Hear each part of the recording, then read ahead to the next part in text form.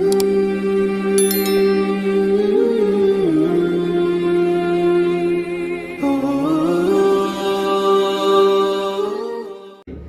اللہ فرماتے ہیں اکثر لوگ اس کتاب پر ایمان نہیں لاتے۔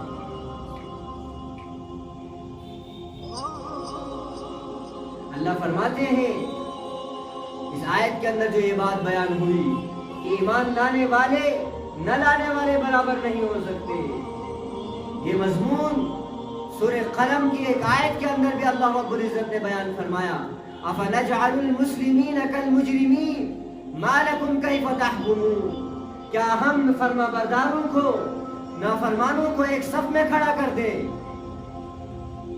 اللہ فرماتے تم کیسا فیصلہ کرتے ہو کہ فرما بردار بھی نافرمان بھی ایک صف کے اندر کھڑا ہو جائے؟ سود لینے والا، رشوت لینے والا اور دن بھر مزدوری کی چکی میں پسنے والا کیسے برابر ہو سکتا ہے؟ رات کو ناچنے والا، رات کو عیاشی میں رات گزارنے